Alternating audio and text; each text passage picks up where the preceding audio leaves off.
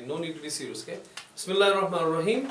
So today we learn about we bite actually a chunk of knowledge. What is this computer organization and architecture? And I don't know, sometimes people call it COS.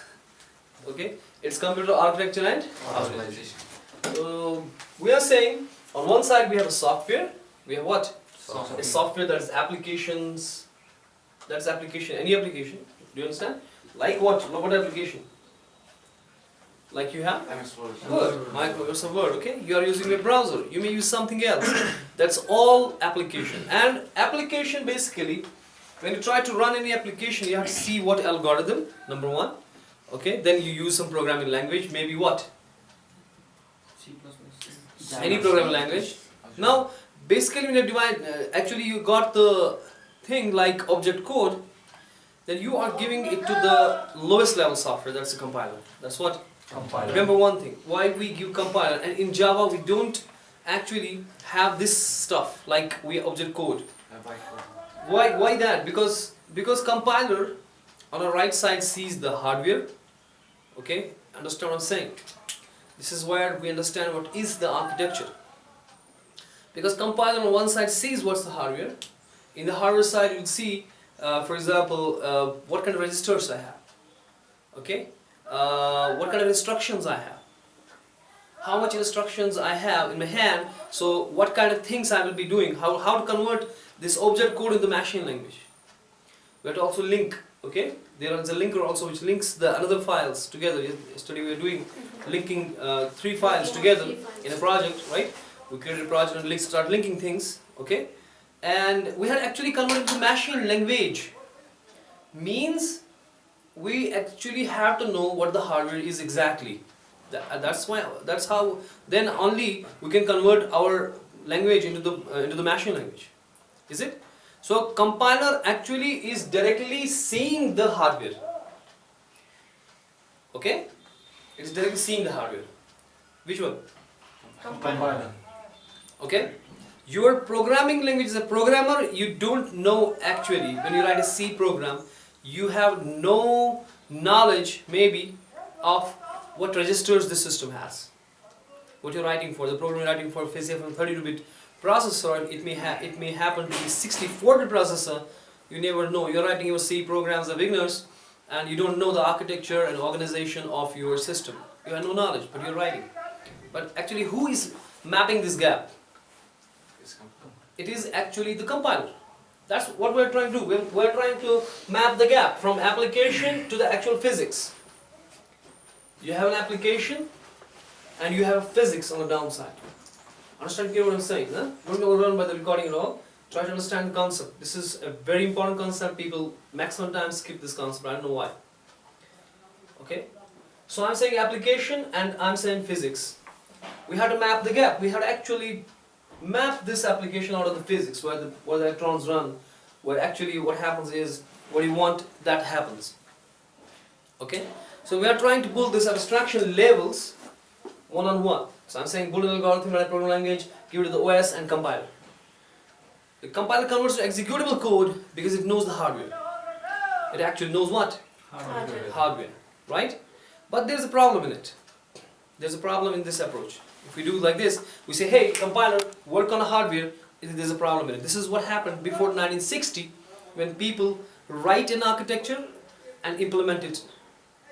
They write something, they say, hey, this is my design, I should do this and build exactly this thing. This is what was fused. The design and implementation was fused. I will separate my terms and give it proper terms to these now. My architecture and microarchitecture or organization was fused. Means the design and the implementation was fused in 1960 before that. Okay? So what happened by that? What happens if we fuse that, if we unfuse that, what happens? If we exactly write here our architecture, design that how my hardware is and implement it, okay? Then this becomes inflexible, or this becomes inflexible. Okay, tomorrow you have a change in the implementation. For example, you were using DRAM. There has been a tremendous change. The RAM has come up these days, the technology wise. Okay, So that means you have to throw off that machine and build a new one with different architecture. Application wise, there are a lot of changes. Application wise, there are a lot of changes. Once, if you see your Microsoft Word in before, and now today you see 2013 Microsoft Word, it's totally different. So we had what? There are tremendous changes on both sides, from this side as well as that side. So come on, go on. From this side as well as that side, there is a tremendous change. So we have to basically map between this and that. Between this and that we have to map. What I'm telling you is, I write a design and I made a machine out of that, that means I can't change. I have to throw it off. Right? But now what I'm telling you is, do not implement the architecture like this, rather separate architecture from implementation. You say, hey, I have this thing, the design phase, okay? But do not start implementing it. Same thing. Implementation, separate it. Now, you say, for example, I have a house which has this, but tomorrow you may have different technology. Maybe you were building the beginning, the house was same house was built using the wood. Then you started using the bricks and the mud. Then there came the cement. Then there came the POP. Now POP becomes obsolete. Okay. Now there comes the new paints and all that. But again, the architecture is the same, building the house. But how you implement it has changed. Implementation has changed. Implementation has what? Changed. Okay. In the meantime, I will give these guys a question. Write this question and solve this. Solve this question using F, A, B, C, D. 5 item maps, you don't know, 1, 2, 3, 4, 10, 12, 15, 10, 12, 13, 14, 15. So start solving this. 1, 2, 3, 4, 10, 12, 13, 14, 15. A, B, C, D. 4 word map. 1, 2, 3, 4. Then 10, 12, 13, 14, 15. Start doing this. You understand what I'm saying? Sure? What I'm saying? That there is an idea that we should do what? We should separate implementation from the design. So, we are saying that architecture basically is a design. Architecture basically is what? Design. Which stays here. Which stays between the low-level software and the hardware. Okay? The architecture which is here, the gap I have put in here, it's actually the gap of what? Gap of architecture. Which says how you implement the low-level software, how you actually, this low-level software interact with the hardware. It is an interface between the low-level software and the hardware. Okay, it's an interface between these two guys. So the first thing which comes up is instruction set architecture. Okay? Do you understand that? We have an instruction set architecture. It's the main thing in our architecture. Now, what instructions do you have? You want to execute this particular thing on this machine, what instructions machine has? Okay? We will understand ISA in detail. We have to read it as a chapter. What is instruction set architecture? Does it make sense what I'm saying? Then you need to know what register transfer language. We need to know a language called register transfer language, RTL. Okay? What you are, not only this thing, you need to know what addressing modes you have. What addressing modes you have. How you address. Will you put your operands in the, we will take it as a chapter, addressing modes. Do you understand what's addressing modes? Do we take our variables in the RAM or in a cache or in registers? How big registers are? If we put a register, how big it is? How big cache is? Do you understand? These all things come up here in the computer, which I say CA.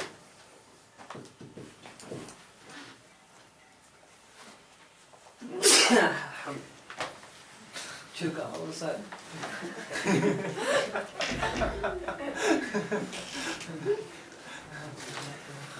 Pavitra Chirka. One more?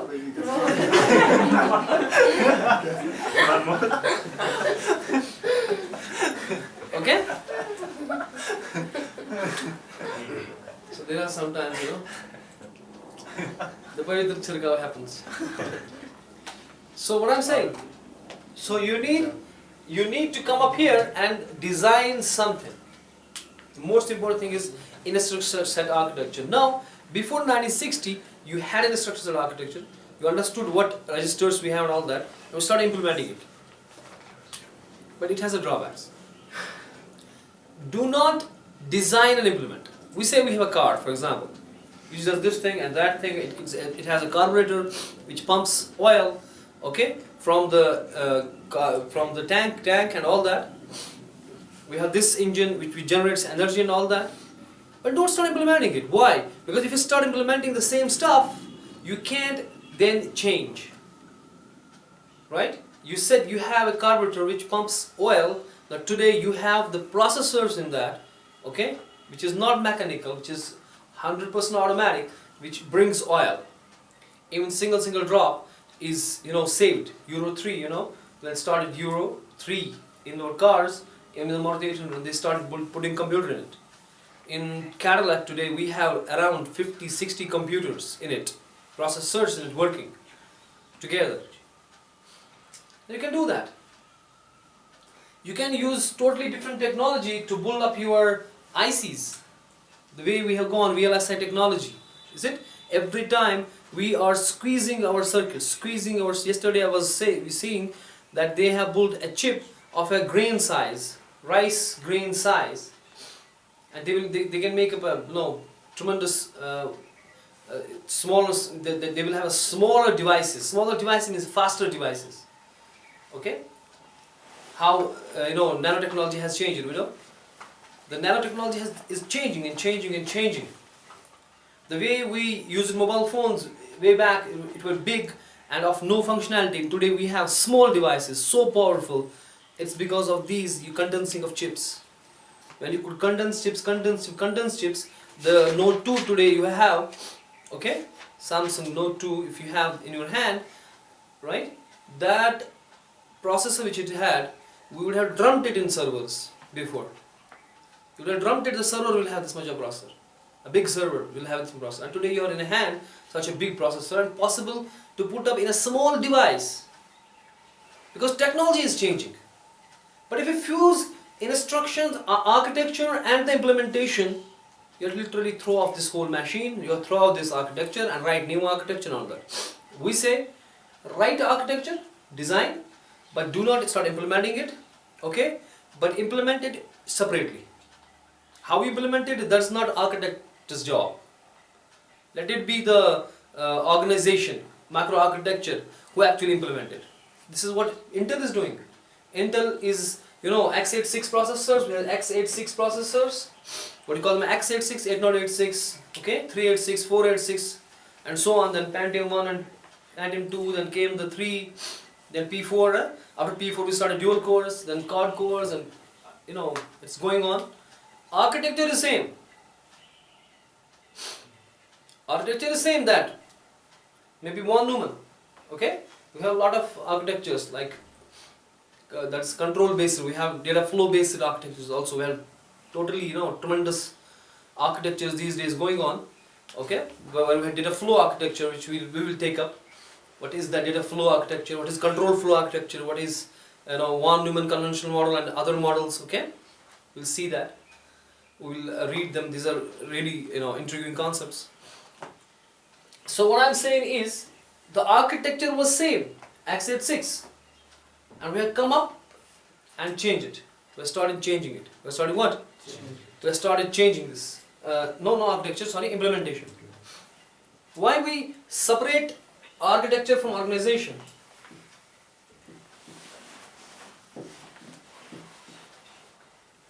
So what is in broader term architecture? In general term we say design.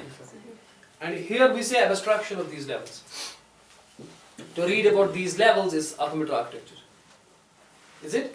So what is architecture? A software or it's a hardware? Neither it is software nor it's hardware. It is a model. It's a model.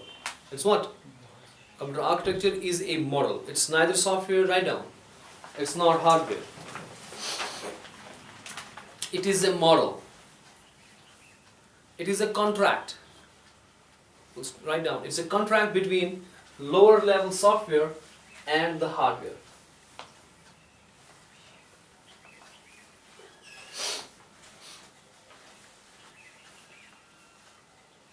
It's a contract that hardware is saying that I will do these things, okay, and software actually want to use those things, and it exactly does that. Okay, the machine exactly does that, what it is meant for, using the computer architecture. Okay, it is the programmer's view. It's what? Computer architecture is the programmer's view of looking into the machine, because we will be interested what addressing modes we have, what registers we have. Is it? So it's a programmer's view. It's what? Programmers. Okay. So computer organization is it's an electronic engineer's view. It's an electronic engineer who will be working on that. You are saying that you need to do these things. This is our programmer which will try to do that. And I don't worry about how they implement it. I don't worry how actually they implement it. This is then the hardware engineer who will just actually implement that. Maybe that, for example, we say, hey, I need addition, I need multiplication, I need to multiply. Programmer wants that I want a 2 plus 2 into 2 and give me the answer. I don't care how I implement it. Okay, maybe you have a multiplication unit where say 2 plus 4 equals to. This is multiplication unit, you inputted 2 and 4 and output comes is what? 8. But how you implement it, I don't know, it's a black box for me. I do not want to see inside what lies inside. Programmer want to see that I have in my instruction architecture, instruction set architecture, one of the instructions which can multiply. This machine can multiply for me. I'm interested only in that. Maybe they will use what? They will use a multiplier unit, or they may use an adder. They may use an what? Which are basically doing internet 2 plus 2 plus 2 plus 2 using an algorithm. They implement it using a software, okay? They actually do what? They are adding it together, 2 plus 2 plus 2 plus 2 to get 8. Are they using a software to implement this, or are they using hardware unit, multiplication unit, which directly multiplies and gets answer? I don't care. Do you understand? I'm, as a programmer, interested in computer architecture, CA, not CO. As a hardware engineer, I'm interested in an organization that to go into this black box and see how I implement it. What techniques I will use. You have, now your architecture is telling me that this machine architecture is telling me that I have registered this much register. Okay, but how you implement this register? What techniques you use, what technology you will use, what devices you use, what gates you use, what circuits you use, what VLSI technology you use. Okay? Are you using MOSFETs? Are you using flip-flops? Are you using capacitors? I don't care. Okay? I don't care as an architect. Is it? I'm interested in what you have. It's a contract between hardware and software. How we implement it, there is some different story. How we implement it is actually the organization or microarchitecture. Do you understand? Are we little bit understanding difference between architecture and organization today? Sure? Yes, sir. So it was fused in 1960. When IBM, this term comes up from the IBM in 1960 when they built IBM 360 machine. They had actually what? They had actually 4 lines of computers. They had what? 4 lines of computers. One for business, one for research, one for market, one for other guys, okay? They have 4. Then these 4 lines are actually different architectures. The business architecture was different than the scientific architecture. You know, some machines used for scientific purposes. A machine used for business purposes. A machine used for gaming. A machine used for maybe some other things. Okay? We had different purposes, machines. Now they combine together all, they make a single architecture and they say implement it differently for different purposes. This is what we have a family concept in Intel. x86, these are all x86 families. Okay, we had 286, we had 386, we had 486 and so on. You will have one assignment, okay, which is the history of computer. You will understand what is this. You first understand history of computer. History of the generations, first generation, second generation, history. That you will prepare tomorrow. From any book, okay, any undergraduate book you will have, that will have history of computers. ENIAC comes up and what is happening then later on, when the transistors came up, when the ICs came up, okay, and so on. Is it? That's your PC software stuff. You will come up prepared tomorrow. समझो आप कैसे ना? History of computers. Yes, history like ENIACs and फिर ये हुआ, फिर वो हुआ, फिर transistor आ गए, फिर ऐसा हुआ and so on. ये मुझे कल आप वहीं से बताएंगे, ठीक है? I will ask everybody, and everybody should have a note of that. Book से पढ़ो, उसका note बनाओ, ठीक है? You should have a note of that, and everybody have a chalk. Do you understand? This class will be proactive. I'm telling you. If you do not want to read, then sit at home. If only one or two guys are here, I'm more than happy. I don't know. I don't need anybody, right? If more two guys are here, but reading enough for me. Okay? I don't want to make crowd. Okay? I want to make quality people around me. That's why I'm telling you just read there.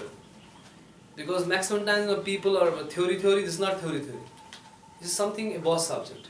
And I will like to teach, I will love to teach the subject. It's a beautiful subject. You don't know how much beauty lies beneath it.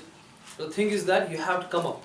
You have to behave like computer science students, which is lacking these days, and I'm fed up teaching now. I'm really fed up teaching. Because मैं खुद lazy बन गया हूँ. क्योंकि जब लोग ही नहीं ऐसे हैं, जिनको आप पढ़ा रहे हो वो भेड़ बकरी की तरह पढ़ रहे हैं, तो मसला ये होता है कि आप lazy बन जाते हो. Otherwise, a teacher becomes active more and more if the students are active.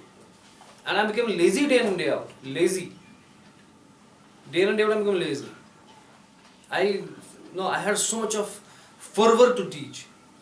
Now I am losing my charge because of students. I'm the foolish people all around coming up to the computer science.